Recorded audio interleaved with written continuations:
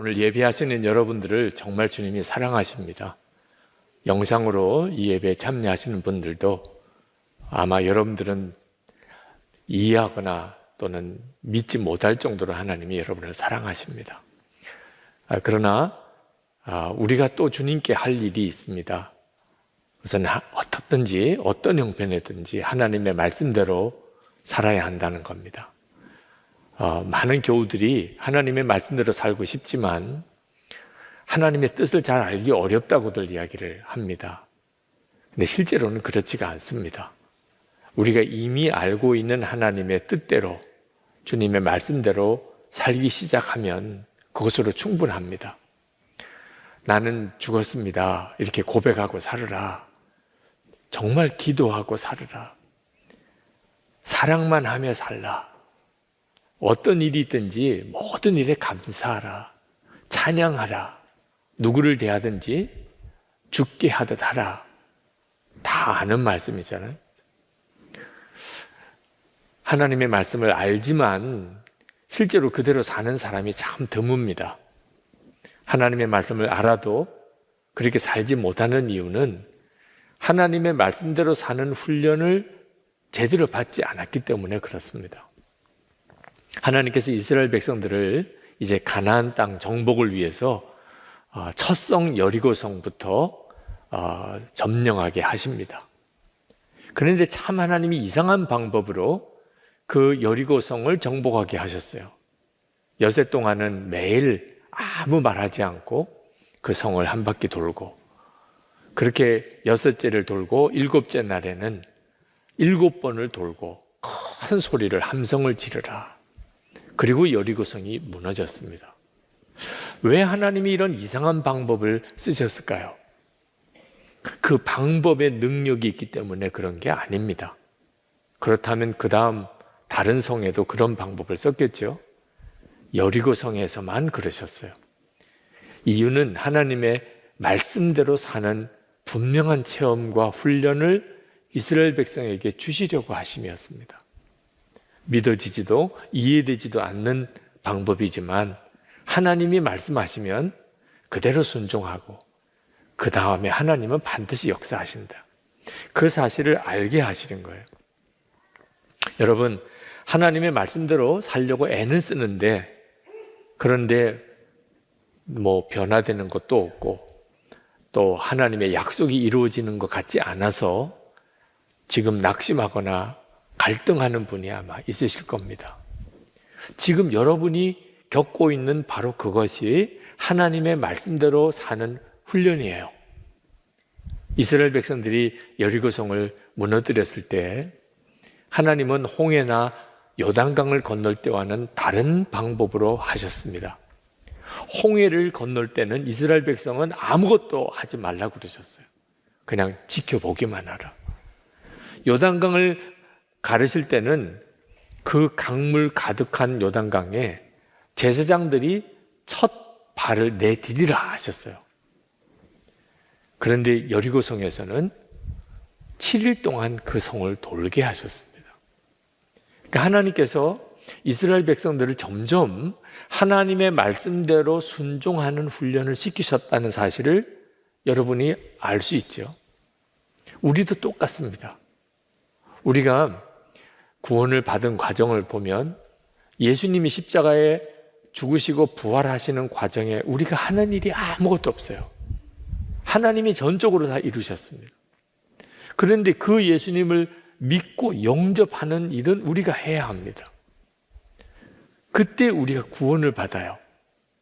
그러나 예수님을 믿고 회개하고 예수님을 영접하지 않은 사람에게는 예수님의 십자가의 구원이 그에게 실제로 적용되지 않습니다. 우리가 구원받고 난 다음에 우리 안에 오신 주님을 따라서 우리가 매 순간 순종의 삶을 살아가는 일이 우리에게 있어야 하나님의 말씀이 우리의 삶에 이루어지는 역사가 일어나요. 지금 하나님께서 여리고성에서 이스라엘 백성들에게 그 훈련을 시키고 계시는 겁니다. 근데 그 중에서 가장 힘들었던 일이 무엇일까요? 이스라엘 백성이 6일 동안 매일 한 바퀴씩 성을 돌았는데, 그렇게 성을 돌면 뭔가 좀 변화가 일어나야 하잖아요.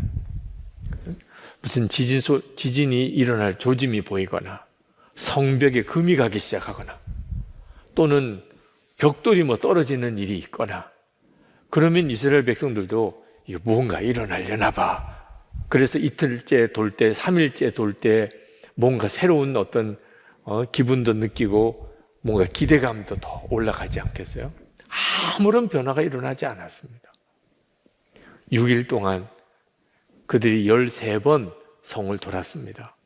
아무런 변화가 일어나지 않는 그 여리고 성을 도는 일이 그들에게는 정말 믿음의 싸움, 영적 싸움이었어요.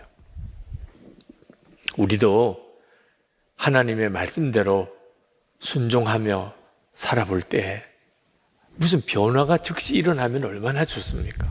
그렇죠? 기도하며 살아보려고 하고, 나는 죽었습니다 고백하고 나가기 시작하고, 사랑만 하며 살려고 그러고, 모든 일에 감사하고, 그때마다 사람이 막 변화되기 시작하고 삶의 형편이 좋아지고, 이런 어떤 반응들이 일어나면 하나님의 말씀대로 사니까 이런 역사가 일어나는구나, 앞으로 더 놀라운 일이 일어나겠구나, 그럴 만한데, 아무런 변화가 없다면 정말 끝까지 그렇게 가야 합니까? 언제까지 기도해야 됩니까? 언제까지 나는 죽었습니다 해야 됩니까? 언제까지 일기만 써야 됩니까? 언제까지 사랑만 해야 됩니까? 그런 탄식이 나올 만하잖아요. 목사님 6일 동안 여리고성을 돈 게 그게 뭐 대단한 일이겠습니까? 여러분, 전쟁터라는 상황을 알아야 합니다. 죽고 죽이 아주 살벌한 전쟁터에서 한쪽에서 지금 그냥 성을 아무 말 없이 돌기만 하는 거예요. 이게 무슨 전략입니까? 그 여리고 성 위에 서 있는 그 여리고 성의 군사들은 그 이스라엘 백성들이 어떻게 보였겠습니까? 왜 하나님은 이렇게 말도 안 되는 방법을 하게 하시냐 말이에요. 그러다가 여리고 성 문을 열고 그 여리고 성 군사들이 무기를 들고 치고 나오면 어떻게 하자는 것입니다. 나아만 장군이 요단강에 7번 목욕을 했었습니다.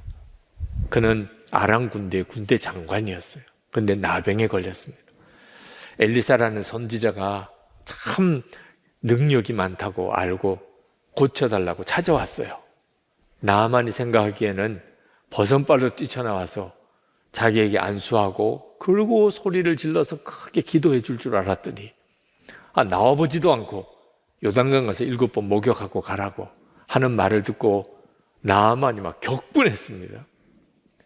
요단강 가서 7번 목욕하는 게 뭐 대단한 일입니까? 그런데도 나아만은 그게 그렇게 힘이 들었어요. 자존심도 상하고 감정도 상하고 나 그냥 가겠다고. 주변 사람들이 그보다 더한 일도 하라고 해도 할 거 아니겠습니까? 그거 목욕 7번 못 하겠습니까? 겨우 달래서 그 요단강 가서 7번 목욕을 하는데,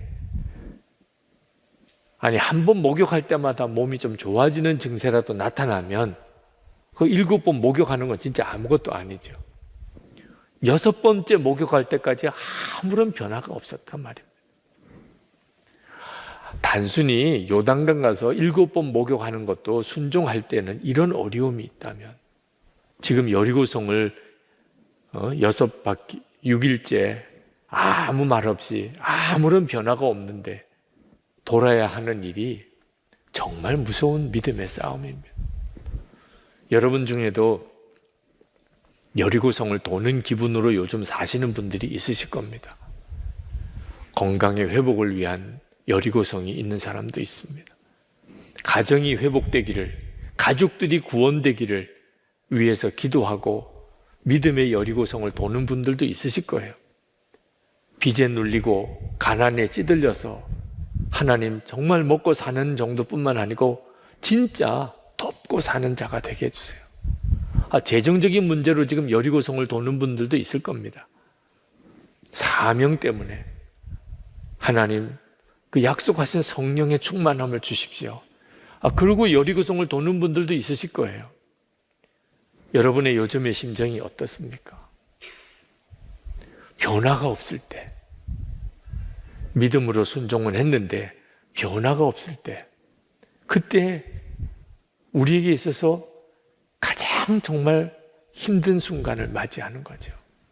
네, 여러분 꼭 기억해야 합니다. 반드시 7일째가 와요. 하나님께서 이스라엘 백성들에게 여리고를 한 바퀴씩 그냥 돌라고 말씀하셨지만 그들이 끝까지 순종하고 나갔을 때 결국 7일째 여리고성은 무너집니다. 20절 말씀에 보면 하나님은 그 약속을 이루세요. 제사장들이 나팔을 불었다. 그 나팔 소리를 듣고서 백성이 일제히 큰 소리로 외치니 성벽이 무너져 내렸다. 백성이 일제히 성으로 진격하여 그 성을 점령하였다. 우리의 삶에도 하나님의 말씀에 순종하면 반드시 여리고성은 무너집니다. 그리고 하나님의 이름이 주변에 많은 사람들에게 드러나요. 27절 말씀에 주님께서 여호수아와 함께 계셨으므로 그의 명성이 온 땅에 두루 퍼졌다. 이것이 우리와 저와 여러분을 향한 하나님의 계획이십니다. 그러나 6일이라고 딱 정해져 있으면 순종하기 얼마나 좋습니까? 6일만 돌으라. 7일째는 7번 돌고 소리를 한번 쳐봐라. 이런 말씀이라면 아마 순종하는 일이 그렇게 어렵지 않을 겁니다. 그런데 이게 언제 끝날지 모를 말씀 앞에서는 참 믿음의 싸움이 극심하죠. 여러분 중에는 6개월째 여리고성을 도는 심정인 분도 있을 거예요. 6년인 분도 있을 거고 60년이 걸리는 사람도 있습니다. 하나님이 60년 걸려서 응답하신다고 하셨다면 할만하지요. 근데 언제인지 모를 때는 도대체 우리가 어떻게 믿음으로 계속 갈 수 있을까요? 예수님의 제자들이 예수님께서 부활 승천하실 때 성령을 받을 것이라 약속하셨어요. 그 약속 붙잡고 기도했습니다. 그런데 언제 성령 주실 거라는 말씀 안 하셨어요. 그저 예루살렘을 떠나지 말고 내게 들은 바 아버지 약속하신 것을 기다리라. 그들이 마가다락방에서 전심으로 기도했습니다. 그런데 여러분 다 경험이 있으시겠습니다. 이 하루를 지났어요. 아무런 일이 일어나지 않아요. 이틀이 지났어요. 아무런 일이 일어나지 않아요. 이게 언제까지 기다려야 되는 거죠? 열흘이 지났습니다. 아마 그 중에는 중간에 떠난 이들도 많았을 겁니다. 하나님은 이미 때를 정하셨어요. 오순절에 성령이 임하게 하나님은 정하셔서 그날 때가 이름에 성령이 임하신 거예요. 그러나 기도하던 제자들은 알 수가 없었습니다. 중요한 것은 끝까지 주님이 말씀하신 그 말씀대로 사는 훈련이 되어져야 성령을 받고 그리고 주님의 증인이 되는 삶을 사는 거예요. 우리만 그런 게 아닙니다. 아브라함도 그랬고 모세도 그랬고 요셉도 그랬고 다윗도 그랬고 아무런 변화가 없는 그런 기간 동안 하나님의 약속의 말씀을 붙잡고 살았던 다 증인들입니다. 여러분, 하나님의 말씀대로 사는 훈련이 필요합니다. 하나님의 말씀은 들어요. 매일도 듣고요. 매주일도 듣습니다.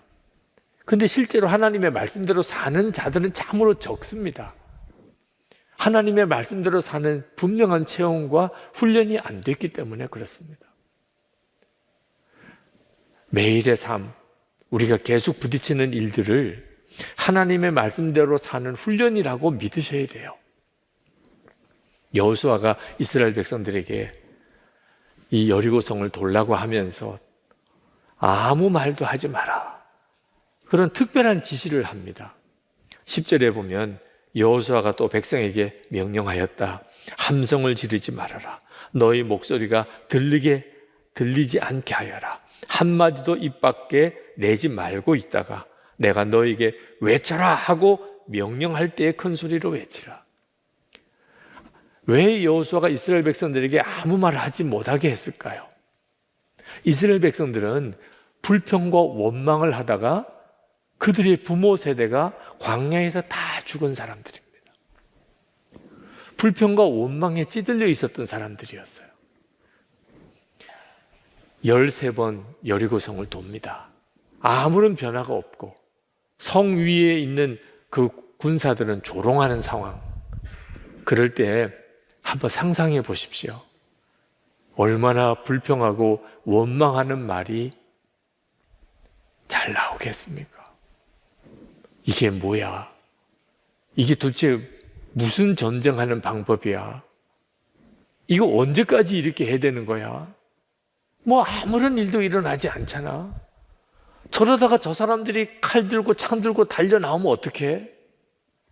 만약에 이런 식으로 불평과 원망이 나왔다면 그들은 끝까지 여리고성을 못 돌았을 거예요. 그래서 여호수아가 아무 말을 하지 말라. 그런데 그 말을 하지 말라고 그래서 말을 안 하는 것이 이게 대단한 일이에요.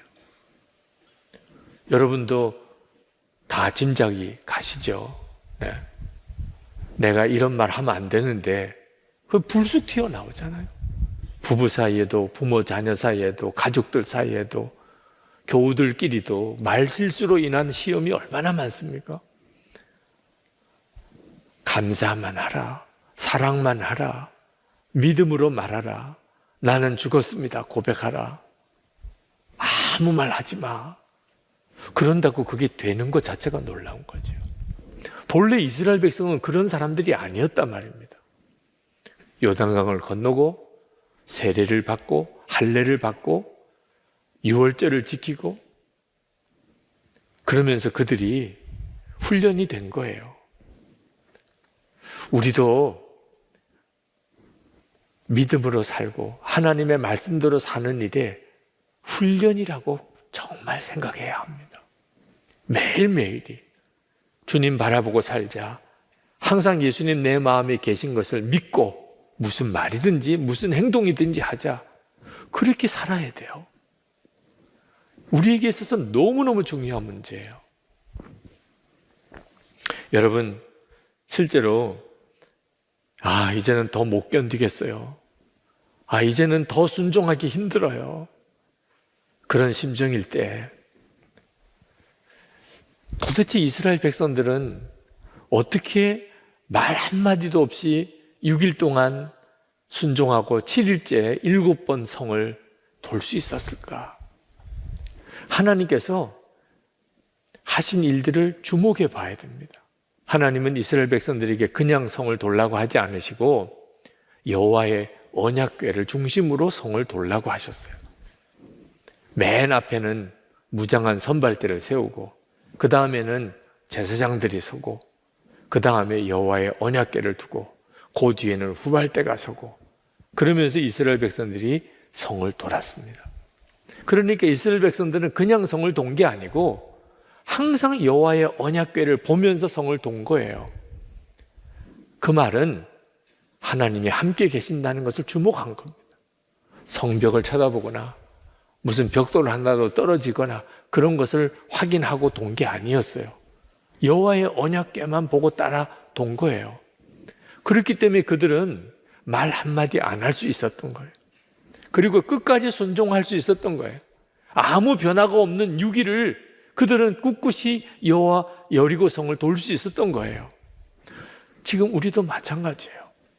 여러분이 응답을 바라보고 그렇게 순종하려고 그러면 중간에 다 맥이 빠지고 낙심하고 원망 불평하다가 중단에 다 중간 그만두고 맙니다.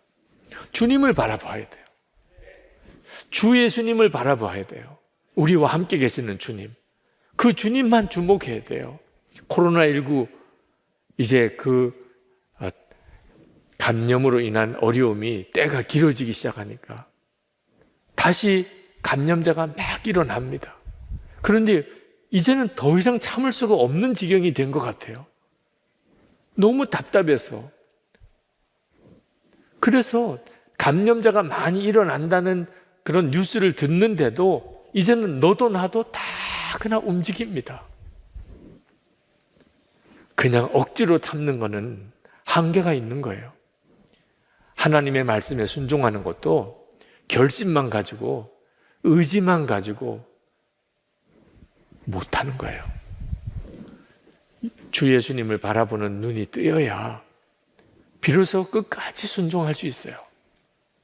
응답 바라보고 응답만 확인하고 살려고 그러면 중간에 다 포기하게 됩니다.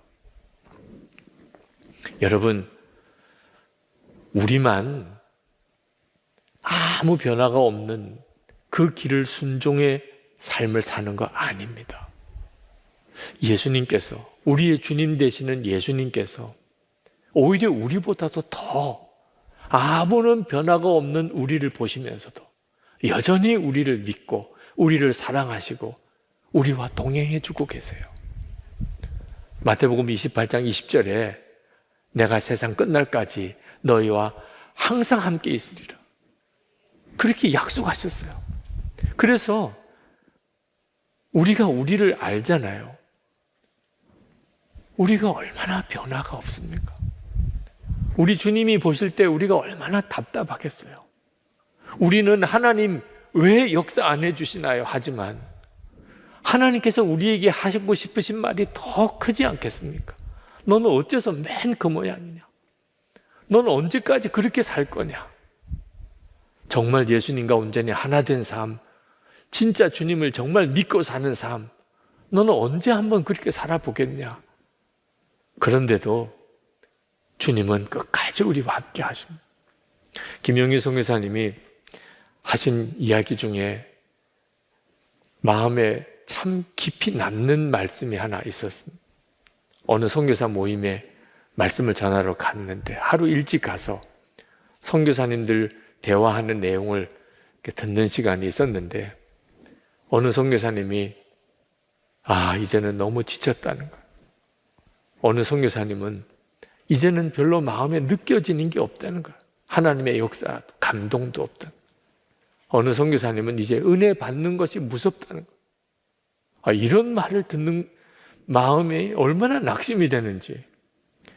은혜를 사모하고 이번에는 무슨 은혜를 주실까? 이번에는 무슨 말씀을 주실까? 그렇게 기대를 하고 있어도 참 말씀을 전하기가 쉽지 않은데 지쳤다고 이제는 아무것도 느껴지지 않는다고 그러고 이제는 은혜 받는 게 무섭다고 하는 사람들에게 무슨 설교를 할 거냐 말이에요. 밤에 잠이 안 오더래. 하나님, 제가 도대체 무슨 말씀을 전해야 이 선교사님들에게 은혜가 되고 힘이 되겠습니까? 근데 그때 딱 마음에 깨달아지는 게 있더래요. 지쳤다, 아무것도 느껴지지 않는다, 이제는 정말 무섭다, 이런 말을 우리들은 하지만 하나님은 절대로 그런 말을 안 하신다. 사실 이런 말을 할 분은 하나님이시잖아요. 우리를 보실 때 나 이제 너 보기가 지쳤다. 너 이제 내가 아무리 너 봐도 아무 느낌이 없다. 무섭다, 너 보기가. 하나님이 진짜 그런 말 하실 만한 삶을 우리가 살고 있잖아요. 그런데 하나님께서는 절대로 지쳤다, 느낌도 없다, 이제는 무섭다, 그런 말 1%라도 만약에 하나님이 그런 말씀을 하실 분이라면 복음은 복음이 아닌 거예요. 십자가는 십자가가 아닌 겁니다. 우리가 받은 복음, 하나님께서 우리에게 허락하신 십자가의 은혜는 하나님께서는 1%도 우리에 대해서 지쳤다, 감동도 없다, 이제 너 보기 무섭다, 그런 말 하실 분 아니라는 거예요. 하나님은 그렇게 변화가 없는 것 같은데도 여전히 우리에 대하여 기대를 가지고 우리를 믿으시고 우리와 함께 하신다는 거예요. 우리가 그 예수님을 바라보면 비로소 우리 상황에서도 동일하게 그 상황에서도 여전히 주님의 말씀대로 살아갈 힘을 얻게 돼요. 제가 군목 제대할 때 이제 부대에 들어가서 제대 신고를 지휘관에게 하고, 그리고 이제 차를 타고 나오는데 위병소에서 병사 하나가 큰 소리로 경례를 하는 거예요. 보니까 잘 아는 친구예요. 그 위병소 앞에 차를 대고 내렸습니다. 그랬더니 저를 보고는 아주 반갑게 이야기를 해요. 목사님, 제대하신다고 들었습니다. 저도 10월에 제대입니다. 한 달 뒤에 제대라는 거예요. 그 친구를 끌어안고 얼마나 정말 기쁜지. 그 친구는 소위 관심사병이었어요. 그렇게 자살하려고 몇 번의 자살 시도를 한 친구예요. 입대할 때부터 문제였어요. 대대장님이 저에게 그 친구를 부탁을 하더라고요.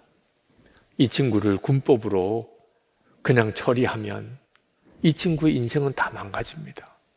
어떻든지 하여튼 제대 잘 할 수 있도록 그렇게 지켜주면 좋겠는데 목사님 밖에는 책임져 줄 사람이 없습니다.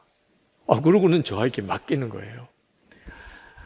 그 친구와 상담하고, 그리고 함께 기도하고, 그 친구 격려하고, 그러면서 이제는 제대할 때가 된 거예요. 정말 잘했다. 너무 고맙다. 그리고 축복기도 하고, 그리고 차를 타고 이렇게 나오는데 제 마음속에 한편으로는 너무 감사하면서 동시에 너무 미안하더라고요. 여러 번 포기할 뻔했거든요. 안 되나 봐. 얘는 안 되나 봐. 난 못하겠어. 여러 번 그랬습니다. 몇 번 약속을 어기고. 아니, 기다려주는 것도 한계가 있는 거지. 근데 그때마다 하나님께 기도하면 하나님께서는 더 사랑하라는, 절대 포기하지 말라는, 아무리 생각해도 더 이상 가능성이 없는데 또 찾아가고, 또 속은 뻔히 알면서도 또 받아주고. 포기했으면 어떻게 했을 뻔했냐는 거예요. 안 된다고 그냥 내 생각으로 그때 중단했으면 어떻게 할 뻔했냐는. 한편으로는 그랬던 생각을 가졌던 것 자체가 너무 미안하더라. 여러분, 우리가 끝까지 6일의 삶을, 아무 변화가 없는 6일의 삶을 걸을 수 있는 힘은 우리를 포기하지 않으시고 함께 하시는 주님을 바라보는 것에서 오는 겁니다. 여러분 중에는 지금 3일째 걸으시는 분들도 있으세요. 어떤 분은 지금 6일째 아침을 맞이한 분도 있을 거예요. 이제 곧 7일째가 오지만 우리가 그걸 알 수가 없어요. 오늘 어떤 청년이, 목사님, 저는 계속 1일째만 반복하고 있습니다. 그래도 좋아요. 그러나 여러분 아셔야 돼요. 반드시 7일째가 옵니다. 여리고성은 무너져요. 하나님의 약속이에요. 우리가 그동안에 워낙 하나님의 말씀대로 사는 훈련이 안 되어 있었기 때문에 어색해 보이고 처음에는 미숙하고 실패도 하는 거예요. 여러분, 주님 바라보고 사는 삶을 진짜 살아보세요. 믿음이 달라지는 역사를 경험합니다. 생각이 바뀌어요. 보는 것이 달라져요. 결국은 하나님의 역사를 증거하게 되어 있습니다. 지금 우리에게는 어떤 뜻에서는 앞으로 다가올 엄청난 일을 준비해야 되는 기간인지도 몰라요. 여러분도 다 나이가 들어갑니다. 나이가 든다는 게 뭘 의미하는지 그때 가서야 알게 돼요. 하나님 말씀대로 사는 훈련이 안 된 사람은 그 나이 드는 거 하나도 견뎌내지를 못해요.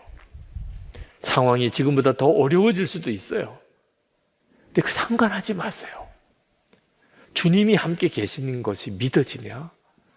주님이 나에게 뭐라고 말씀하는 말씀이 들리냐? 그게 중요한 거예요. 그러면 충분해요. 반드시 하나님은 역사하십니다. 이제 우리 같이 기도하십시다. 하나님, 제가 여리고성을 지금 돌고 있습니다. 아무런 변화가 없는 것 같지만 분명히 주님은 이렇게 하라 저렇게 하라 말씀하시니 제가 갑니다. 나는 죽었습니다. 오늘도 고백합니다.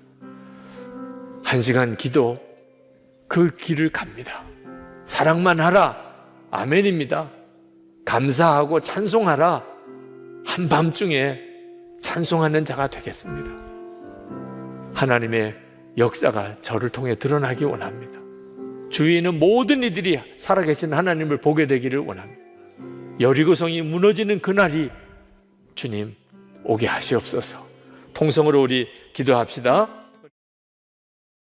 오늘 우리에게 주시는 하나님의 말씀은 여호수아 7장 1절에서 26절이고 봉독은 1절에서 15절까지 하겠습니다. 이스라엘 자손이 전멸시켜서 주님께 바쳐야 할 물건을 잘못 다루었다. 유다 지파에서 세라의 증손이요 삽디의 손자요 갈미의 아들인 아간이 전멸시켜서 주님께 바쳐야 할 물건을 가져갔기 때문에 주님께서 이스라엘 자손들에게 진노하셨다. 여호수아가 여리고에서 베델 동쪽 베다웬 곁에 있는 아이성으로 사람들을 보내면서 그들에게 올라가서 그 땅을 정탐하라고 지시하니 그 사람들이 올라가서 아이성을 정탐하였다. 그들이 여호수아에게 돌아와서 이렇게 말하였다. 모든 백성을 다 올라가게 할 필요가 없을 것 같습니다. 2,000명이나 3,000명만 올라가도 아이성을 칠 수 있습니다. 모든 백성이 그 성을 치느라고 다 수고할 필요가 없을 것 같습니다. 성 안에 있는 사람들의 수가 얼마 되지 않습니다. 백성 가운데서 약 3,000명이 그리로 올라갔다. 그러나 그들은 도리어 아이성 사람에게 패하여 도망쳐왔다.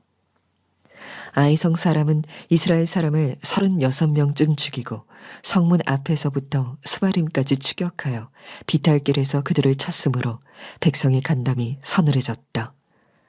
여호수아는 슬퍼하면서 옷을 찢고 주님의 궤 앞에서 얼굴을 땅에 대고 엎드려서 저녁 때까지 있었다. 이스라엘의 장로들도 그를 따라 슬픔에 젖어 머리에 먼지를 뒤집어 썼다. 여호수아가 아뢰었다. 주 하나님, 우리 백성을 요단강 서쪽으로 잘 건너게 하시고는 왜 우리를 아모리 사람의 손에 넘기어 멸망시키려 하십니까? 차라리 우리가 요단강 동쪽에서 그대로 살았더라면 좋을 뻔하였습니다. 주님, 이스라엘이 원수 앞에서 패하여 되돌아왔으니 이제 제가 무슨 말을 할 수 있겠습니까? 가나안 사람과 그 땅에 사는 모든 주민이 이 소식을 듣고 우리를 애워싸고 이 땅에서 우리의 이름을 없애버릴 터인데 주님께서는 주님의 위대한 명성을 어떻게 지키시겠습니까? 주님께서 여호수아에게 말씀하셨다. 일어나거라. 어찌하여 이렇게 엎드려 있느냐? 이스라엘이 죄를 지었다. 나와 맺은 언약, 지키라고 명령한 그 언약을 그들이 어겼고 전멸시켜서 나 주에게 바쳐야 할 물건을 도둑질하여 가져갔으며 또한 거짓말을 하면서 그 물건을 자기들의 재산으로 만들었다. 그래서 이스라엘 자손은 원수를 대적할 수 없었고 원수 앞에서 패하여 물러섰다. 그들이 자청하여 저주를 불러들여서 그들 스스로가 전멸시켜야 할 물건이 되었기 때문이다. 너희들 가운데에서 전멸시켜 나 주에게 바쳐야 할 물건을 없애지 아니하면 내가 다시는 너희와 함께 있지 않겠다. 일어나서 백성을 성결하게 하여라. 너는 그들에게 말하여라. 너희는 스스로 성결하게 하여 내일을 맞이할 준비를 하여라. 주 이스라엘의 하나님께서 이렇게 말씀하신다. 이스라엘아, 너희 가운데 전멸시켜서 주님께 바쳐야 할 물건이 있다. 그것을 너희 가운데서 제거하기 전에는 너희의 원수를 너희가 대적할 수 없다. 너희는 아침에 지파별로 나오너라. 주님께서 주사위로 뽑으신 지파는 가문별로 가까이 나오고 주님께서 주사위로 뽑으신 가문은 집안별로 가까이 나오고 또한 주님께서 주사위로 뽑으신 집안은 장정별로 가까이 나오너라. 전면시켜서 주님께 바쳐야 할 물건을 가져간 사람이 주사위로 뽑히면 그에게 딸린 모든 것과 함께 그를 불에 태우겠다. 그가 주님의 언약을 어기고 이스라엘에서 수치스러운 일을 저질렀기 때문이다. 우리 한국 교회는 하나님의 기름 부으시는 성령의 역사를 체험한 교회입니다. 그래서 세계 선교사의 유래를 찾아보기 어려운 그런 교회가 되었습니다. 1907년 또 그전에는 1903년부터 하나님께서 한국 교회에 강력한 회개의 부흥을 허락하셨습니다. 1907년 평양 부흥의 시발점을 길선주 장로님의 회개 고백에서부터 찾는 사람이 많습니다. 실제로 1906년에 한국에 온 그 집회를 인도하는 목사님들이 영국과 인도 등지에서 강력한 부흥이 일어났다는 소식을 전해 주었습니다.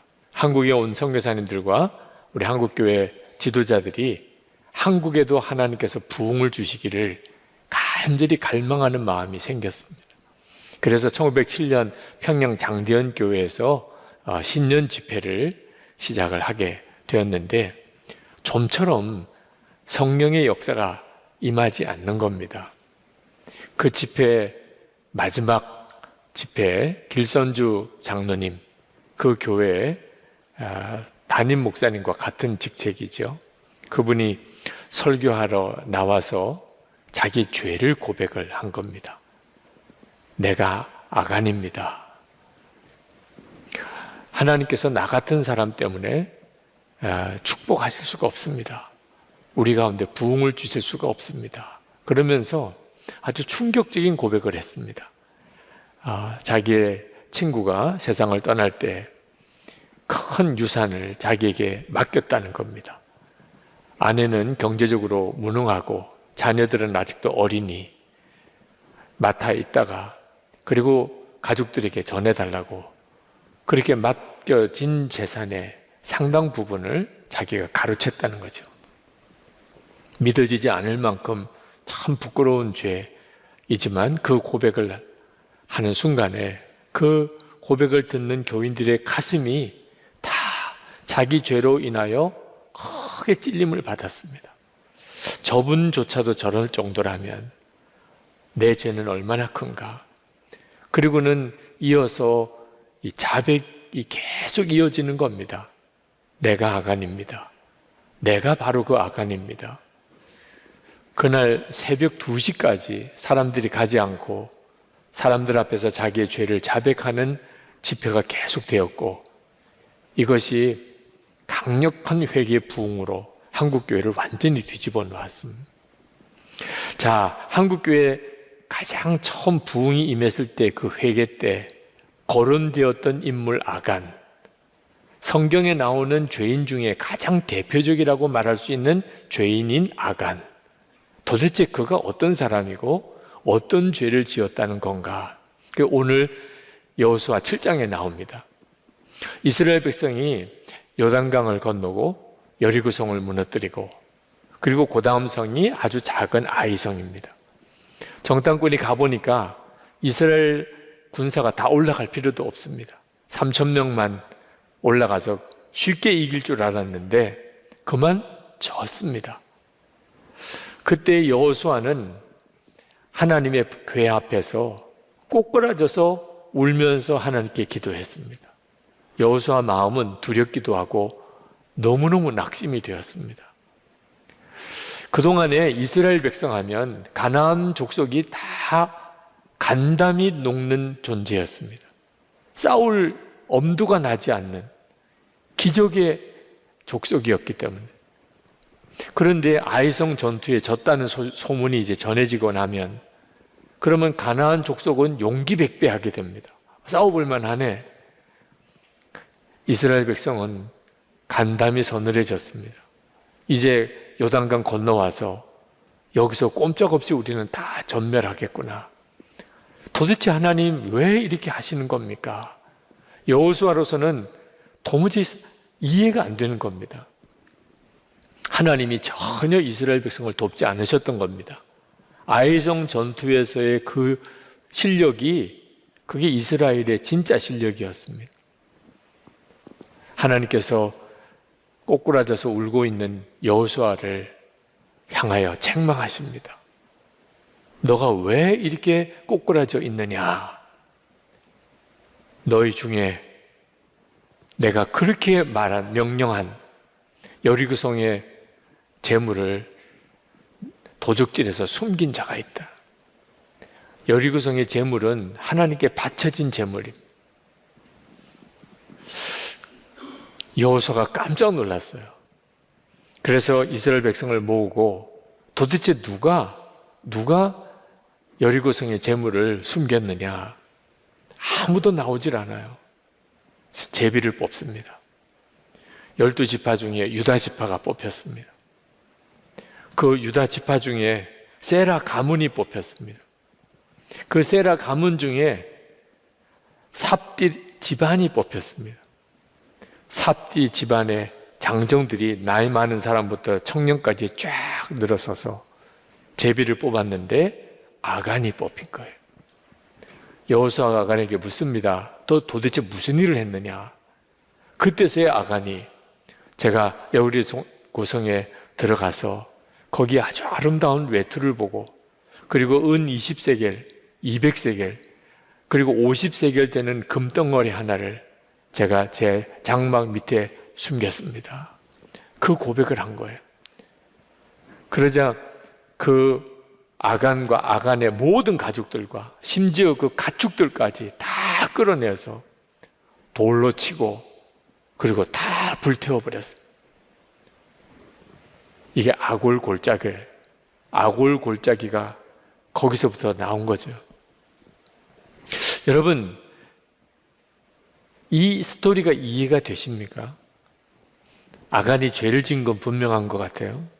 하나님의 명령을 어기고 외투와 은과 금을 숨긴 것. 그런데 문제는 그런 죄에 대하여 벌이 너무 무섭잖아요. 아간과 그 가족과 가축까지 다 돌에 맞아 죽고 다 불태워진 것. 아니요, 이렇게까지 끔찍한 죄인가 하는 겁니다. 여기에는 아간의 고백을 들어볼 필요가 있습니다. 20절에 아간이 이렇게 고백합니다. 아간이 여호수아에게 대답하였다. 제가 진실로 주 이스라엘의 하나님께 죄를 지었습니다. 아간이 여리고성에 있는 물건 얼마를 훔친 죄가 아니고 하나님께 죄를 지었다. 이렇게 고백을 했어요.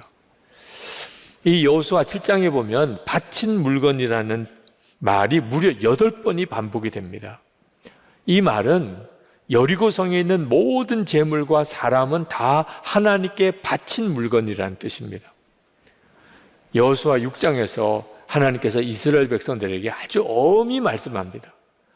이 여리고성은 하나님께 바쳐져야 된다는. 그 말은 무슨 뜻이냐면 누구도 그 어떤 것도 손대면 안 된다. 그 여리고성에 있는 사람, 가축, 거기 있는 금은보화 어떤 것도 다 하나님께 바쳐졌기 때문에 다 불태워버려야 된다. 그리고 그렇게 한 겁니다. 그런데 아간이 거기에 손을 댄 거예요. 그러니 아간은 그저 물건 얼마를 훔친 게 아니고 불태워버려야 될 하나님께 드릴 재물을 가지고 있었던 겁니다.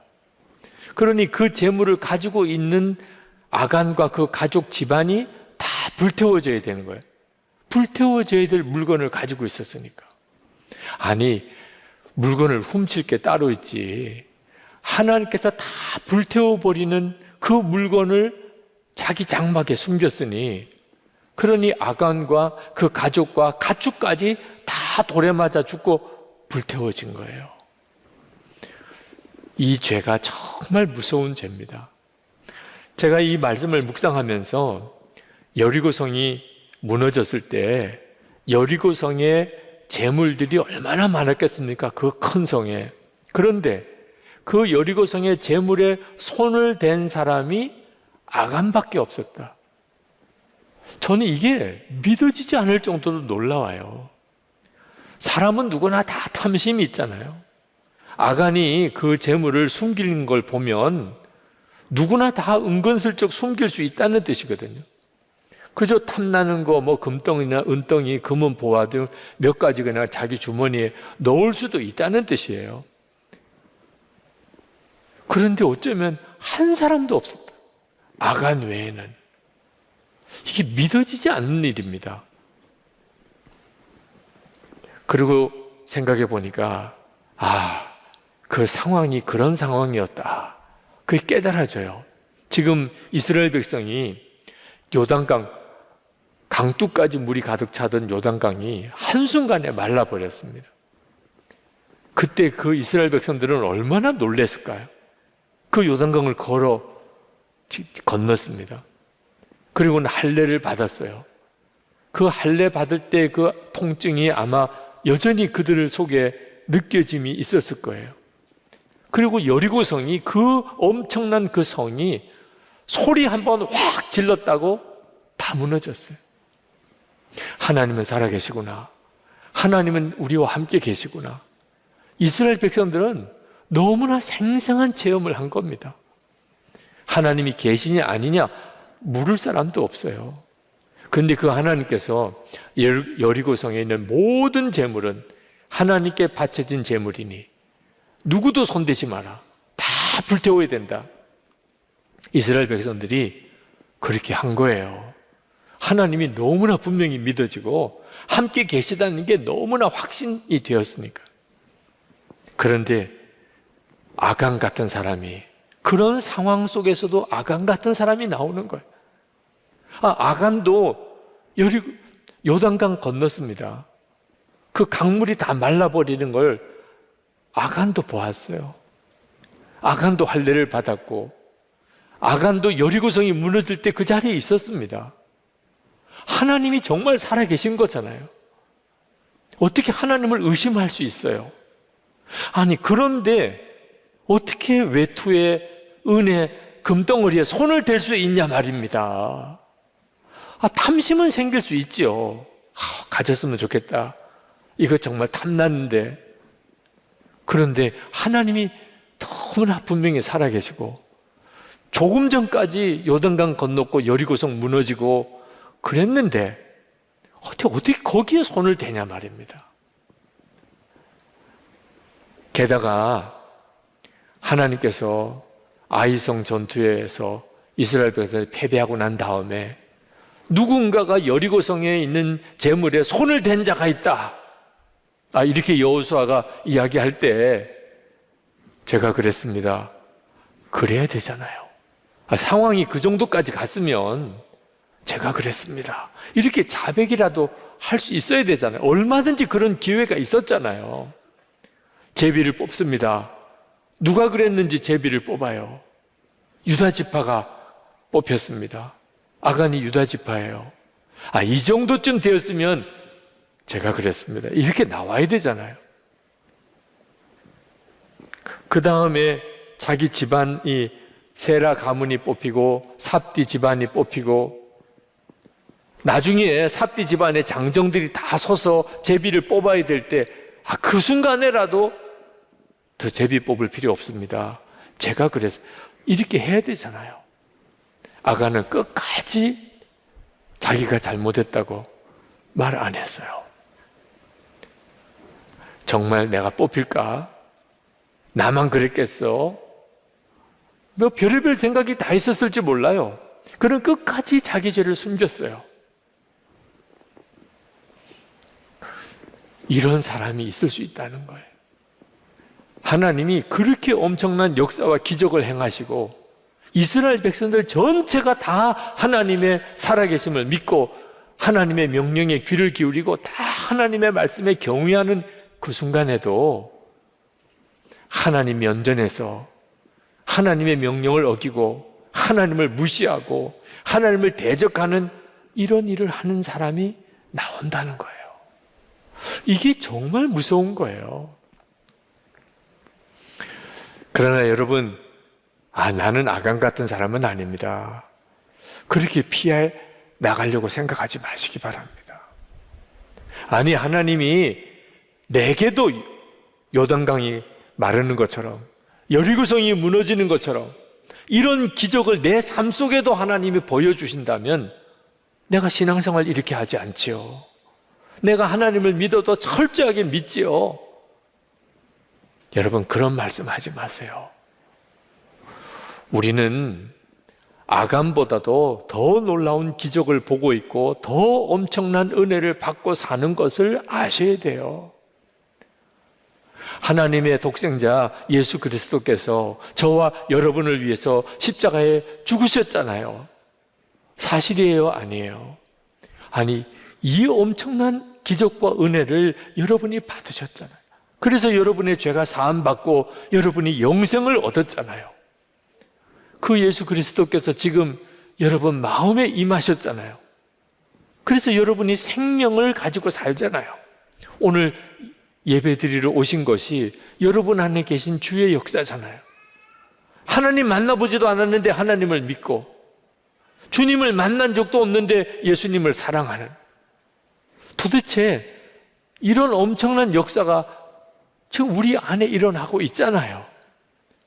똑같은 시대에 사는데 하나님이 전혀 안 믿어지는 사람도 있고, 예수님을 사랑하기는커녕 입으로 담을 수 없는 욕을 해야 되는 사람들도 있잖아요.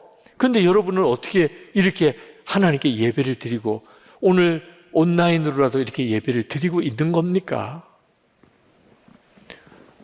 아간이 경험한 은혜, 기적은 비교도 안 되는 은혜를 지금 우리가 받고 있는 거예요. 그런데도, 그런 은혜를 받고 있는데도 하나님이 하늘 위에서 보시는 게 아니고 우리 안에 오셔서 우리와 함께 하시는 것을 믿는다면서도 우리가 하나님 앞에서는 도무지 할 수 없는 말을 하고, 하나님 앞에서는 도무지 할 수 없는 거친 행동들, 말도 안 되는 그런 삶을 살고, 은밀하게 저지르는 죄는 부끄러기가 짝이 없습니다.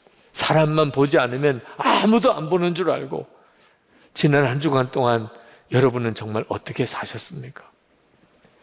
여러분 안에 계신 예수님, 그분 앞에서 주님이 여러분을 보고 계신 것을 정말 믿고 그렇게 말하고 행동하고 사셨나요?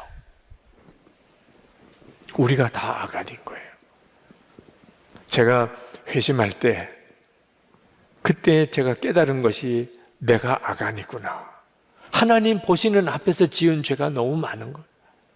몰랐으니까 그렇죠. 영적으로 완전히 눈이 먼 사람처럼 되었습니다.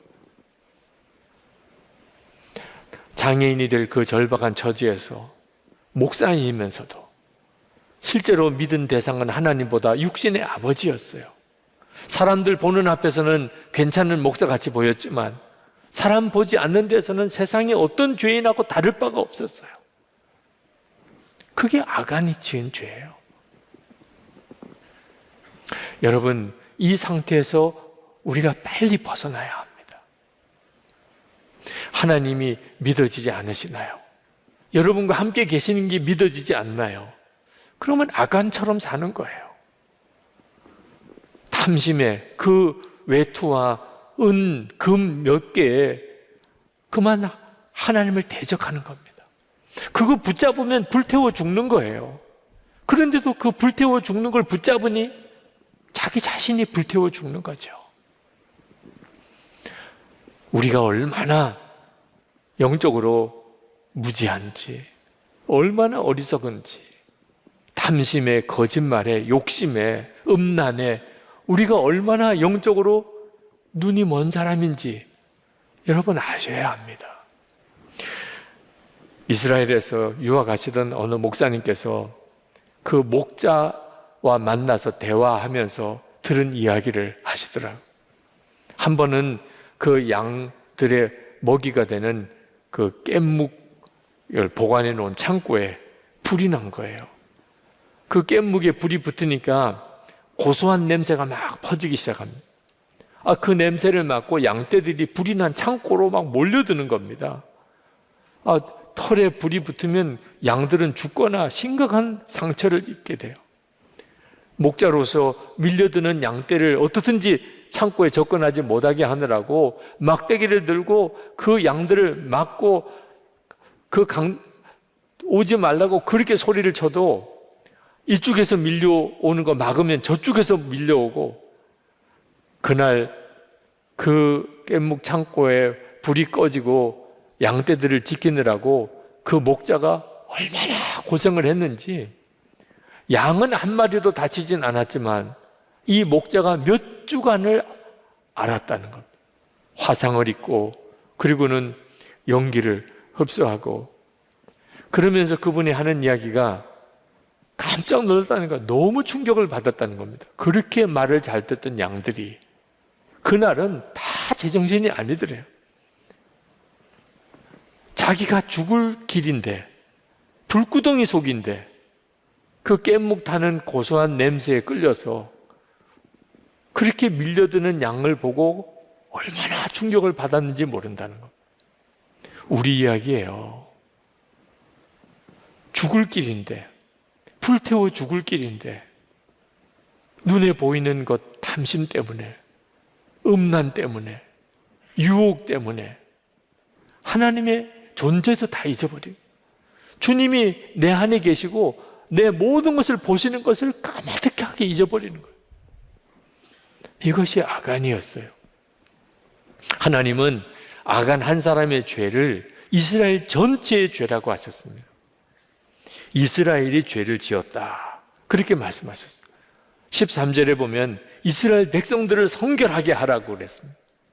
하나님께서는 아간 한 사람을 제거하는 것이 하나님의 뜻이 아니었어요. 하나님께서 정말 원하셨던 것은 이스라엘 백성들 모두가 다 아간이 될 가능성이 있다는 겁니다. 아간, 이스라엘 백성들 속에, 마음속에 있었던 그 아간의 요소, 눈에 보이지 않으면 전혀 믿지 못하는, 하나님이 그렇게 함께 하시고 역사하시는 것, 그것을 듣고도 실제로 보고 체험했으면서도 또 죄의 유혹이 오면 아무것도 믿지 않는 사람처럼 그렇게 행동하는 그 아간의 요소를 반드시 제거해야 한다는 거죠.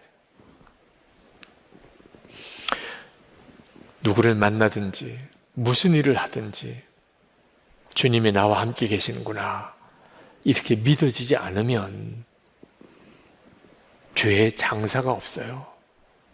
결국 아간처럼 됩니다.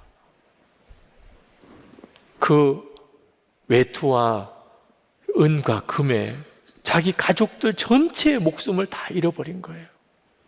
그게 우리들이에요. 히브리서 11장 27절에 모세는 보이지 아니하는 자를 보는 것 같이 하여 참았으며, 이것이 우리의 믿음의 목표입니다. 예수님 보이지 않지요. 그러나 우리가 이미 우리 가운데 계신 걸 알잖아요. 예수님 아니면 오늘 이렇게 예배드리는 우리를 설명할 방법이 없잖아요. 그러면 보이지 않는 주님을 보는 분처럼 바라볼 수 있어야 하는 겁니다.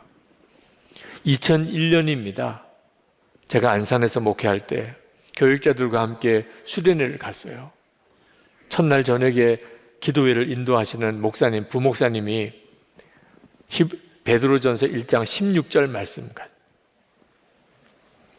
내가 거룩하니 너희도 거룩할지어다, 이 말씀을 가지고 우리가 다 목회자들인데 하나님 앞에서 우리의 거룩함을 위하여 기도합시다. 그래서 교육자들이 다 그 강당에 다 벽을 향하여 돌아서서 하나님을 바라보고 우리를 거룩하게 해주세요, 나를 거룩하게 해주세요, 그렇게 기도를 시작을 했습니다. 저는 담임 목사로서 하나님께 기도했어요. 하나님, 담임 목사인 저는 어떻게 하는 게 거룩한 것입니까? 성경을 더 많이 보는 것입니까? 기도 시간을 더 많이 갖는 것입니까? 그때 하나님께서 제게 주신 말씀이 너무나도 분명했어요. 혼자 있을 때 나를 바라보라. 그게 하나님이 말씀하시는 거룩함이었어요.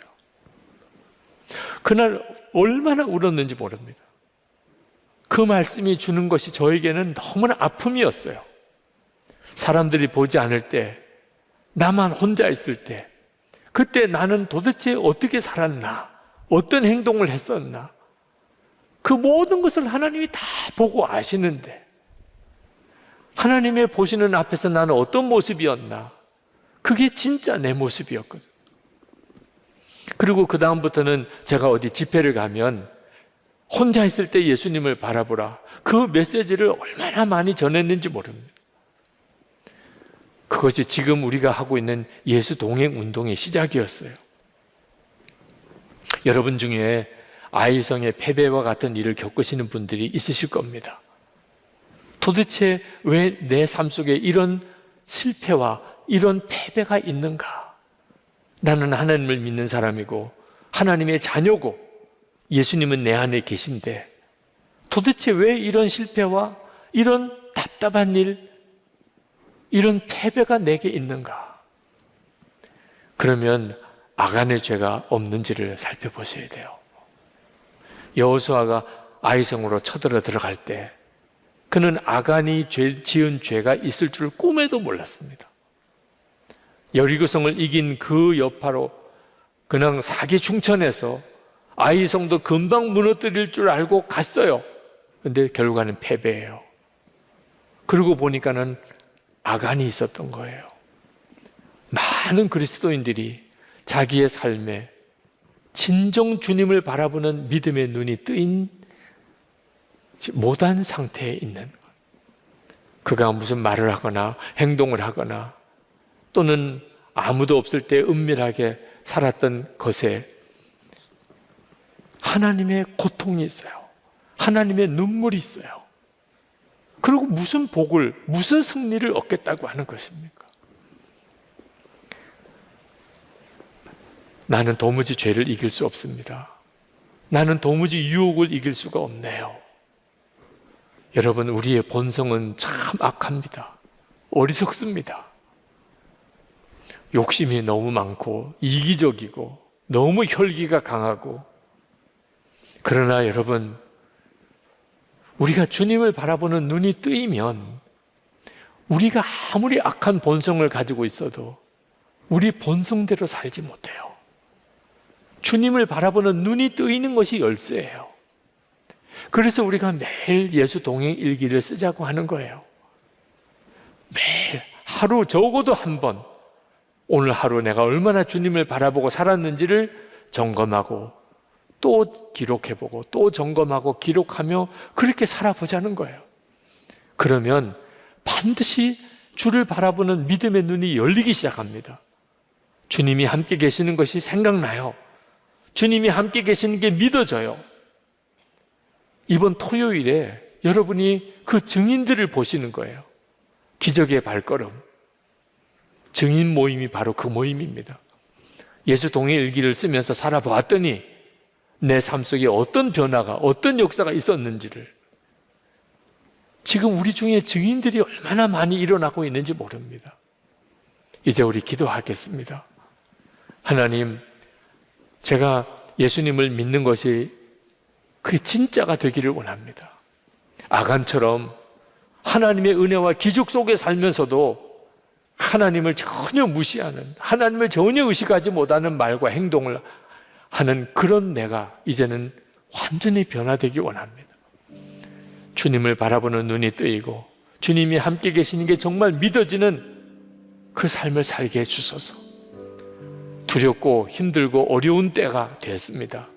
이런 때일수록 주님만 따라가야 합니다. 주님은 우리 가정 문제나 내 일터 문제나 교회 문제나 모든 것에 답이십니다. 주님만 의지하고 주님만 바라보고 나가게 해주소서. 제 눈을 열어 주를 보게 하소서. 우리 다 같이 통성으로 기도하겠습니다. 오늘 우리에게 주신 하나님의 말씀은 여호수아 8장 1절에서 35절입니다. 봉독은 1절에서 9절까지 하겠습니다. 주님께서 여호수아에게 말씀하셨다. 두려워하지 말아라. 겁내지 말아라. 군인들을 다 동원하여 아이성으로 쳐 올라가거라. 보아라, 내가 아이의 왕과 백성과 성읍과 땅을 다 내 손에 넘겨주었다. 너는 아이성과 그 왕에게도 여리고와 그 왕에게 한 것처럼 하고 오직 전리품과 가축은 너희가 가져라. 성 뒤쪽에 군인들을 매복시켜라. 여호수아가 군인들을 다 동원하여 아이성으로 쳐 올라갔다. 여호수아는 용사 3만 명을 뽑아 밤을 틈타 보내면서 그들에게 명령을 내렸다. 너희들은 성 뒤로 가서 성에서 너무 멀지 않은 곳에 매복하고 모두들 공격할 준비를 갖추어라. 나와 함께 있는 모든 군인은 그 성으로 접근하겠다. 아이성 사람들이 우리와 싸우려고 나오면 우리는 지난번과 같이 뒤돌아서 도망칠 것이다.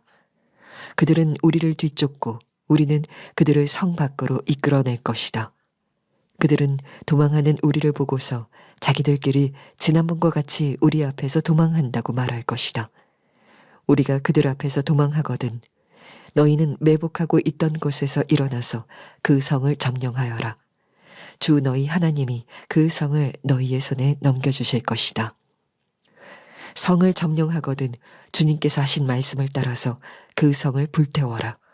내가 너희에게 내린 명령이니 명심하여라.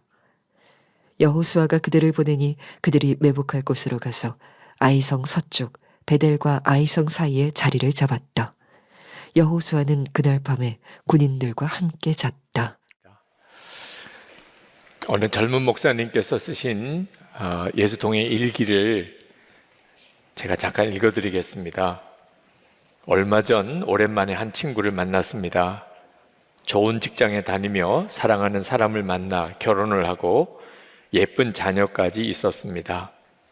그런데 대화를 하다 이 친구의 고민을 들었는데 직장 생활을 하다 보면 술자리가 너무 많고 술을 먹다 보면 돈을 주고 다른 여자와 잠을 자기도 한다는 것입니다. 그 친구에게 아내를 사랑하지 않느냐 하고 물었더니 긴 한숨을 쉬면서 아내를 여전히 사랑하며 자신의 행동이 아내에게 죄인 것을 안다고 고백하였습니다.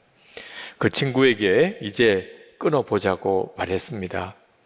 그 순간 그 친구가 눈을 반짝이며 대답했습니다. 미안.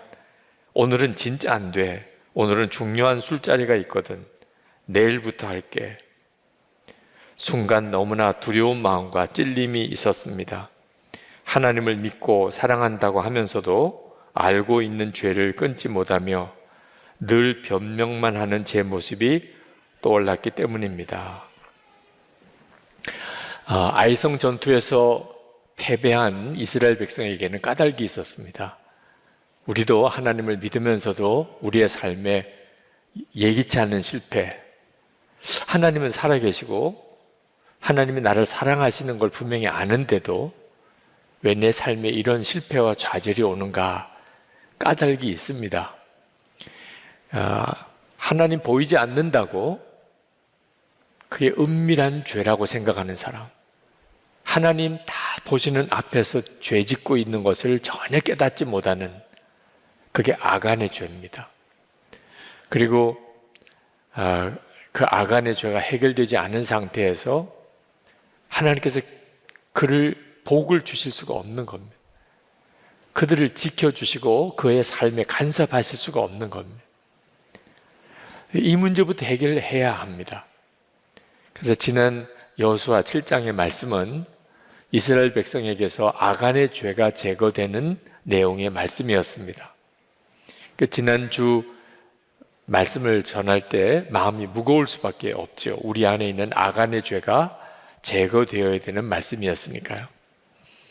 근데 오늘 여호수아 8장은 그 아간의 죄가 해결이 되고 이스라엘 안에 하나님의 은혜의 회복이 일어나는 참 놀라운 기쁨의 장이기도 합니다.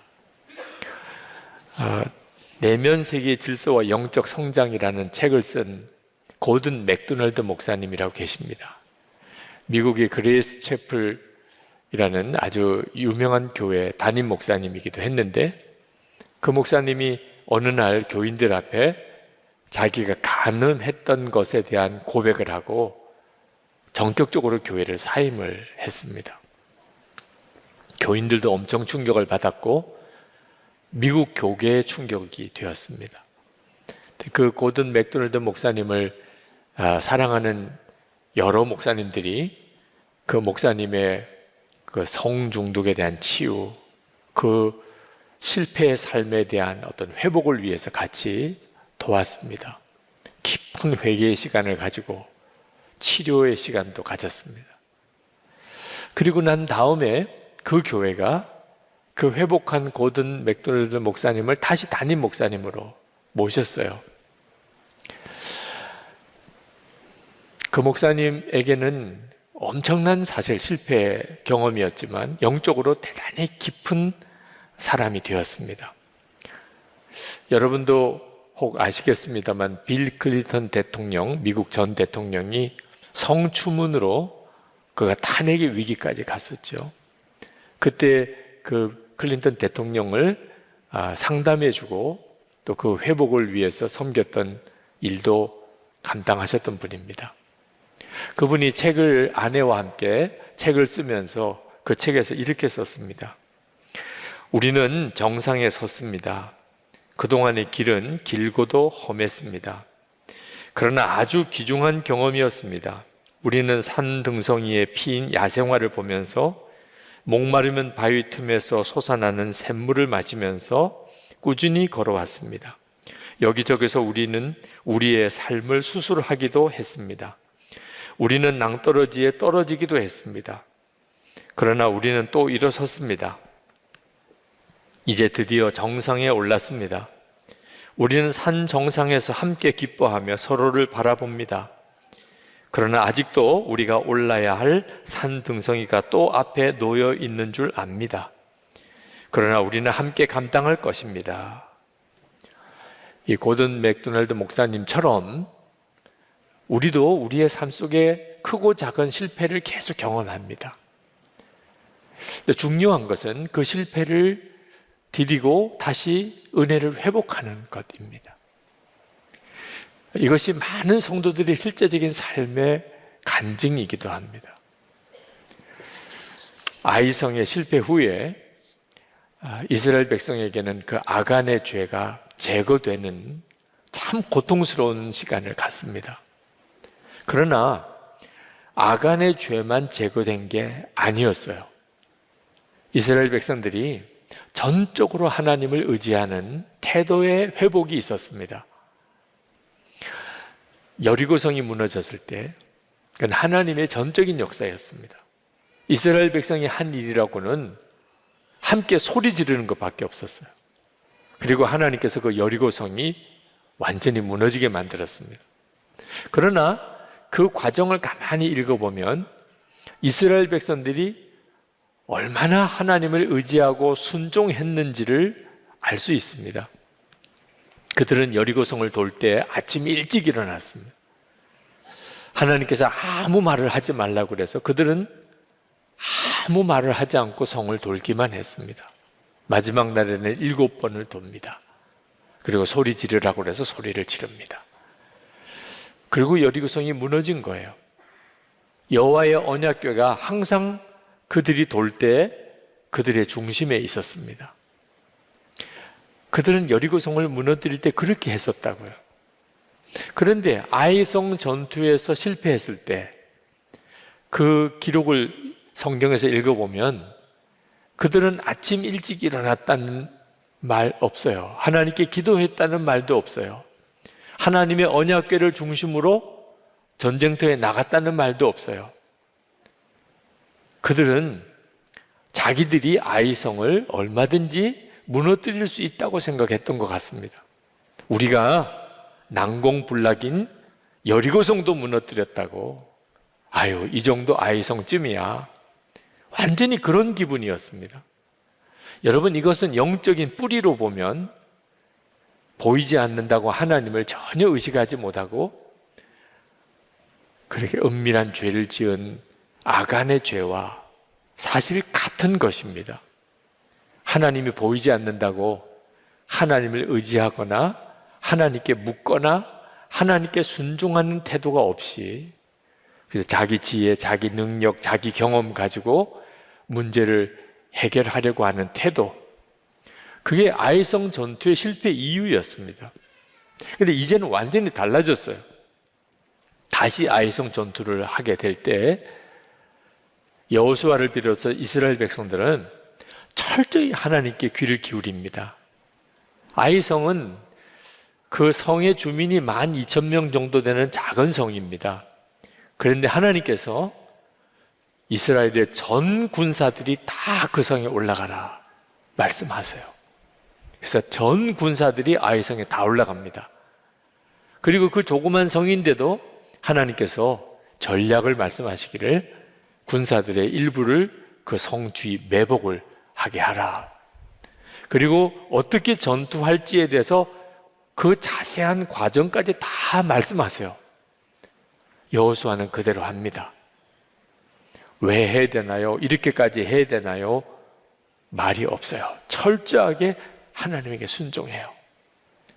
이것이 아이성에서의 이 은혜의 회복의 역사의 이유입니다. 이것이 바로 지금 우리가 정말 붙잡아야 돼요. 우리의 삶 속에 내가 하나님을 믿지만 하나님이 함께 하시는 증거가 없어요. 예수를 믿고 하나님의 자녀가 되었는데 내 삶 속에서 계속되는 실패와 좌절밖에 없어요. 그러면 깊이 우리 자신을 돌아봐야 됩니다. 내가 진짜 하나님을 믿고 하나님을 바라보고 사는가? 그러면 은밀한 죄가 있을 수 없어요. 철저하게 하나님을 의뢰하고 하나님에게만 순종하려고 하는가? 이것이 바로 기도로 산다는 겁니다. 우리가 참 어려운 때를 맞아서 교회에 와서 기도하시라고 성전 기도를 이 예배당 본당을 열어 놓았습니다. 하루에 1시간은 반드시 기도하시라. 삼겹줄 기도하시라. 세 사람이 짝이 되어서 기도하시라. 기도 온 300용사. 그래서 우리가 우리 기도 사이트에 들어와서 함께 실시간으로 지금 계속 기도회가 이어지고 있습니다. 기도로 살자고 하는 거죠. 이게 바로 우리가 아이성 전투에서 실패했던 그 이스라엘 백성들처럼 살지 않아야 하겠다는 뜻입니다. 팀 켈러 목사님이라고 아주 유명한 목사님이 계신데 그 목사님이 쓰신 기도라는 책에 그 목사님과 사모님의 기도 이야기가 나옵니다. 2001년 가을에 9월 11일 그 9.11 테러가 뉴욕에 일어납니다. 그리고는 뉴욕 전체가 우울증에 사로잡혔다고 할 만큼 분위기가 쫙 가라앉아요. 근데 이 뉴욕뿐만 아니고 그 팀 켈러 목사님 가정에도 아주 어두운 그림자가 드리워지게 됐다는 겁니다. 그 사모님, 캐시 사모님, 크론병 증세로 아주 어려운 투병 생활을 하게 되고, 그리고 팀 켈러 목사님도 갑상선 암 진단을 받고 아주 정말 총체적인 위기 상황에 빠지게 돼요. 그때 사모님이 그런 이야기를 목사님에게 하셨대요. 여보, 우리가 아주 비상한 일을 해야 될 것 같아요. 목사님이 무슨 이야기를 하느냐고 이야기를 했더니 우리가 매일 밤에 머리를 맞대고 하나님께 간절히 기도하는 시간을 매일 가졌으면 좋겠다는 겁니다. 그 말을 듣고 솔직히 팀 켈러 목사님이 처음에는 굉장히 부담스럽고 또 솔직히 좀 싫었다는 겁니다. 하루나 이틀 하는 것도 아니고 매일 밤에 아내와 함께 머리를 맞대고 하나님께 간절히 기도하는 것은 그동안에 해본 적도 없고 기도는 그저 따로따로 해도 되지 않느냐, 그렇게 생각도 들었다는 거예요. 그때 사모님께서 하시는 이야기가, 만약에 우리가 병원에 가서 죽을 병에 걸린 사실을 알게 되고 의사가 매일 밤 약 한 알씩을 먹지 않으면 몇 시간 내에 당신은 죽을 겁니다. 만약에 그런 말을 들었다면 우리가 매일 밤 약 먹는 것에 대해서 귀찮아하거나 또는 그것 때문에 부담스러워하거나 하겠는가? 그 약을 먹지 않으면 그러면 몇 시간 안에 죽는다고 한다면 우리는 아마 틀림없이 정신 차려서 항상 밤에 약을 먹게 될 것이라. 근데 지금 우리가 지금 겪고 있는 일은 그것보다도 더 심각한 문제라. 우리가 지금 할 수 있는 일은 전적으로 하나님의 능력에 의지하는 일밖에 없지 않느냐. 그렇다면 우리가 하나님께 비상한 기도를 해야 되지 않겠는가? 그때 팀켈러 목사님께서 사모님의 이야기를 듣고 이건 성령께서 하시는 말씀이다, 그렇게 깨달았다는 거예요. 머릿속에 마치 불이 반짝 켜지는 것 같은 느낌이었다는 겁니다. 그렇구나, 우리가 이제야말로 정말 제대로 기도를 해야 되는 상황이구나. 그래서 그때부터 밤에 사모님과 함께 손을 잡고 기도하는 시간을 가져오고 있다는 거예요. 이따금 집회 때문에 해외에 나가는 그런 일이 있다 하더라도 전화로라도 같이 기도하는 시간을 계속 가져온다는 겁니다. 여러분 기도는 어떠세요? 혹시 여러분 중에 너무 바빠서 기도할 시간을 갖기가 어렵습니다, 그런 분들이 혹 있으실지 모르겠어요. 여러분, 밥은 때에 따라 잘 드시나요? 혹시 약을 먹어야 되는 그 약은 여러분 제대로 잘 먹고 있나요? 그렇다면 변명하지 말아야 돼요. 기도하는 것은 밥을 먹는 거나 약을 챙겨 먹는 것보다 훨씬 중요한 일이에요. 제대로 깨닫지 못하니까 아이성 전투에 실패했을 때 아간의 죄만 있었던 게 아닙니다. 여호수아와 이스라엘 백성들이 어느 순간에 그만 영적으로 나태함과 교만에 빠졌던 거예요. 제대로 깨닫고 난 다음에 그들은 하나님께 계속 귀를 기울이고 주님께 지시를 구했어요. 우리가 그렇게 살아야 할 상황인 것입니다. 이스라엘 백성들이 아간의 죄를 제거하고 철저히 하나님께 순종하려고 할 때, 그때 하나님의 간섭하시는 역사가 다시 회복이 됩니다. 이스라엘 백성들이 아이성에 쳐들어 들어갔습니다. 군사들 일부는 뒤에 매복을 했죠. 네, 아이성 군사들이 나와서 싸움이 시작이 됐는데 일부러 패배한 것처럼 후퇴하기 시작을 합니다. 하나님이 그렇게 하라고 가르치셨어요. 그랬더니 아이성 안에 있는 군사들이 이스라엘이 이번에도 패배하는 건 줄 알고 그냥 성 밖으로 몰려 나오는 거예요. 아주 이번에 끝장을 보겠다, 그들 생각에는 그렇게 생각했겠죠. 그런데 군사만 나온 게 아니고 아이성 주민들까지 다 쫓아나왔습니다.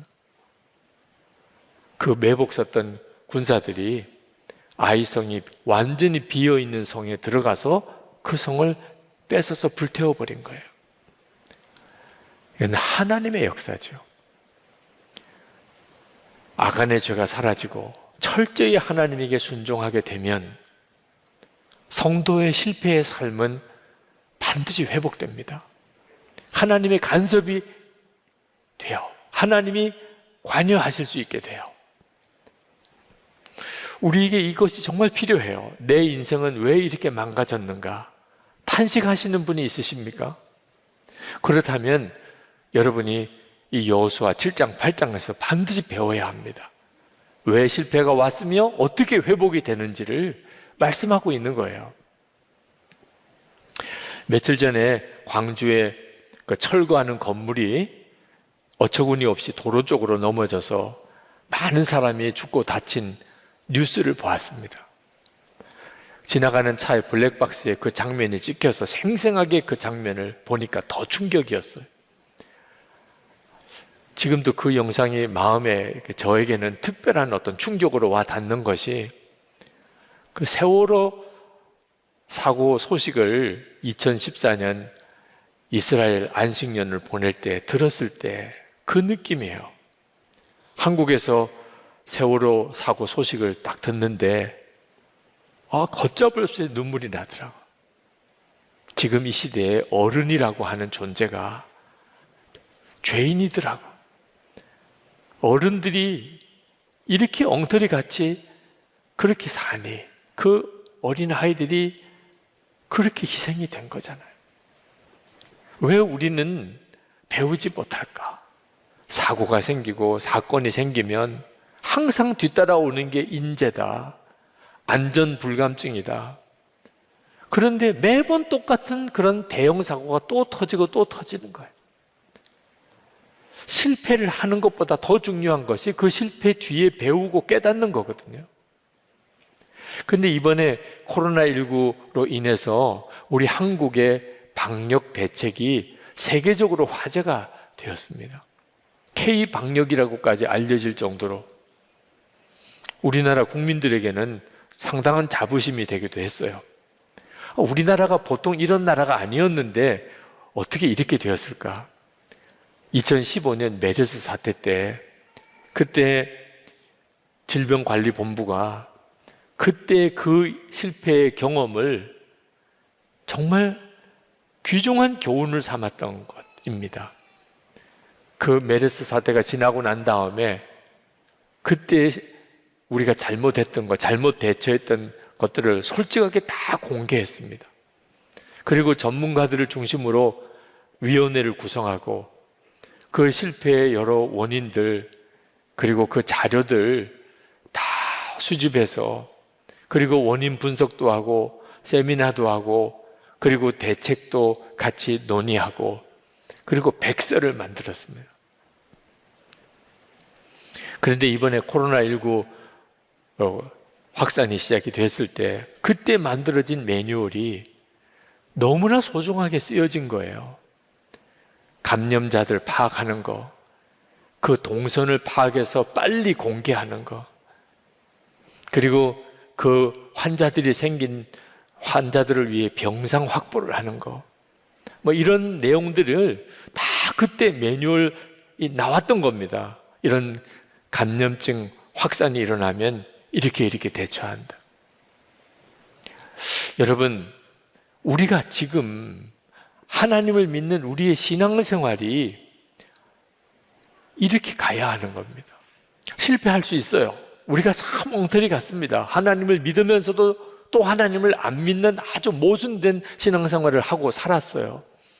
그러니 실패할 수밖에 없는 거죠. 아이성의 실패 같은 일들을 계속 겪는 겁니다. 근데 중요한 것은 그때 빨리 깨달아 알아야 한다는 겁니다. 내게 혹시 보이지 않는 하나님이라고, 하나님 보시는 앞에서 죄 짓는 이런 아강 같은 죄가 없나? 내가 하나님을 철저히 의지하지 않는, 내 눈에 보기에 작아 보인다고 그렇게 내 마음대로 그렇게 했던 일은 없나? 여러분, 돌아봐야 돼요. 저는 이번에 우리 교육관 건축 완공이 하나님의 은혜라고 고백하는데 그저 빈말로 하는 게 아닙니다. 그저 교회에서 늘 상투적으로 쓰는 말이 하나님의 은혜입니다 이렇게 하는데, 저는 정말 하나님의 은혜라고 고백해요. 왜냐하면 이 교육관 건축 과정에 사실 큰 대형 사고가 하나 있었습니다. 교회 앞에 있는 건물이 다 무너지고 수많은 사람이 죽고 다치고, 아마 이 광주에서 일어났던 것 비슷하게 아마 뉴스에 보도가 되고 이럴 일이 벌어졌어요. 그런데 정말 하나님이 도와주신 거예요. 그저 건물 수리나 조금 해드려도 되고, 죽은 사람, 다친 사람 한 사람도 없이, 그런 큰 사고가 어쩌면 그렇게 아무 일도 없었던 것처럼 지나갈 수 있었을까? 그때 제 마음속에 내가 그동안에 기도했던 게 얼마나 건성으로 기도했던 건가. 교육관 건축을 위해 기도했지요. 그러나 절박감, 위기감이 없었어요. 한순간에 엄청난 사고가 날 수 있는 현장이 건축 현장이구나. 그리고 그 다음부터 매일 합심 기도에 우리 교육관 공사의 안전 공사를 위해 계속 성도들에게 기도 요청을 드리고, 건축 과정을 꼼꼼히 살펴보고 또 살펴보고 하게 됐습니다. 결국은 정말 안전사고 없이 정말 은혜롭게 예배당 공사가 끝났죠. 그때 그 하나님이 경고처럼 주셨던 사고를 귀하게 붙잡았기 때문이에요. 우리의 삶에 하나님께서 경고처럼 주시는 사고들이 있습니다. 그때 깨달아야 되는 거예요. 아간의 죄, 그거 품고 복을 받을 사람 없습니다. 하나님이 어떻게 복을 주시겠어요? 교만, 영적으로 교만하고, 영적 교만은 하나님께 기도 안 하는 거예요. 내 힘으로 살 수 있는 줄로 아는 거예요. 여러분, 이거 정말 해결 받아야 됩니다. 여러분 중에도 지금 실패 때문에 낙심하는 분들 있을 거예요. 가정에 실패하고, 결혼에 실패하고, 사업에 실패하고, 자녀 교육에 실패하고, 우리에게 여러 다양한 형태의 실패가 계속 일어납니다. 그러나 여러분, 낙심하지 마세요. 하나님이 쓰셨던 사람들은 다 실패를 겪고서야 하나님 앞에 바로 섰던 사람들이었어요. 사도 바울, 베드로 다 실패자였어요. 여러분 중에 사도 바울이나 베드로 같은 실패를 겪은 사람 없을 거예요. 사도 바울은 스데반을 돌에 던져 죽이기도 해요. 베드로는 예수님을 저주까지 하면서 3번이나 부인했습니다. 그런데 하나님이 그들을 다시 회복시키신 거예요. 정말 우리가 믿는 하나님은 놀라우신 하나님이세요. 아브라함 링컨은 참 훌륭한 미국의 대통령이었지만 그는 실패도 엄청나게 많이 한 사람으로 유명한 사람입니다. 그런데 실패했을 때마다 그는 하나님의 말씀 한 절을 붙잡았어요. 로마서 8장 28절에 하나님을 사랑하는 자, 곧 그 뜻대로 부르심을 입은 자들에게는 모든 것이 합력하여 선을 이룬다. 그 말씀을 붙잡았어요. 그가 고백했습니다. 내가 실패했을 때 마귀는 말하더래요. 너 이제 끝났어. 그런데 하나님께서는 또 말씀하시더래요. 너 이 실패를 디디고 더 큰 일을 시작해보라. 자기가 한 일이라고는 마귀의 말을 붙잡지 않고 하나님의 말씀을 붙잡았다는 거예요. 오늘 여러분 실패와 좌절이 여러분에게 혹시 있다 하더라도 오늘 이 말씀을 꼭 붙잡으세요.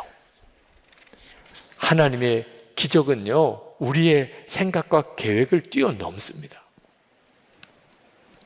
여러분, 정말 하나님이 복을 주실 수 있도록 살아야 돼요. 너무 당연한 이야기잖아요. 하나님이 복을 주실 수 있도록 살아라. 그런데 하나님은 우리의 마음과 생각까지 아시는 분이에요. 그러니 하나님을 기쁘시게 하는 일은 간단해요. 하나님을 기쁘시게 하는 생각을 하고 사는 거예요. 그게 뭐 그렇게 어렵습니까? 어떤 사건, 어떤 사고, 어떤 실패를 겪어도 하나님이 기뻐하는 생각을 하고 사는 거예요.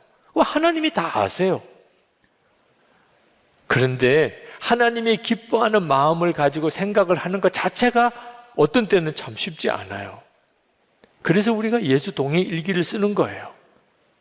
항상 주님을 기억하고 주님을 생각해 보려고 하는 것 자체가 우리의 생각을 바꾸더라는 거예요. 어제 예수 동행 일기를 썼던 지난 10년 돌아보는 증인 모임이 있었습니다. 도대체 어떤 변화가 일어날까? 정말 감격이었어요, 어제. 혹시 영상으로라도 꼭 한번 보시기 바랍니다. 우리의 마음과 생각이 달라지면 하나님의 역사가 달라집니다. 기도로, 오직 기도로 수많은 고아를 먹이고 살렸던 조지 밀러 목사님께서 그 당대의 그리스도인들에게 이렇게 호소했습니다. 사랑하는 그리스도인들이여, 모든 염려와 무거운 짐과 필요를 다 하나님께 맡기는 행복한 길을 가지 않으렵니까? 이 길은 나처럼 여러분에게도 열려 있습니다. 누구나 마음을 다하여 주님을 신뢰하고 주님께 모든 짐을 내려놓고 곤고한 날에 그분을 부르도록 초대와 명령을 받았습니다. 그리스도 안에 있는 형제들이여, 이렇게 살지 않으시겠습니까? 그러기를 진정으로 바랍니다. 여러분에게 어떤 어려움과 부족함이 있을지라도 평안하고 즐거운 마음을 가지시기 바랍니다. 살아계신 하나님, 하늘 아버지가 여러분을 돌보시기 때문입니다. 이게 우리의 믿음이거든요. 아간의 죄가 있다면 여러분 그거 붙잡고 살 생각하지 마세요. 여러분 그거 정말 정리해야 합니다. 은밀한 죄가 없어요. 하나님이 다 아시는데. 우리는 예수님을 모시고 사는데 무슨 은밀한 죄라는 게 있습니까? 드러내놓고 죄 짓는 거예요. 드러내놓고. 그리고 매사에 하나님을 의지하는 겁니다. 주님께 묻고 주님께 순종하고 묻고 순종하고. 그러면 회복되지 않을 성도가 없습니다. 이제 우리 기도하실 때 하나님 내 삶을 회복해 주세요. 제가 제 실패에서 벗어나기 원합니다. 저도 살고 우리 가족도 또 우리 한국 교회도 하나님 실패해서 다시 하나님의 은혜를 회복하게 되기를 원합니다. 아간의 죄 분명하게 정리하겠습니다. 이제는 오직 주님 바라보고 순종하고 살겠습니다. 통성으로 기도하겠습니다.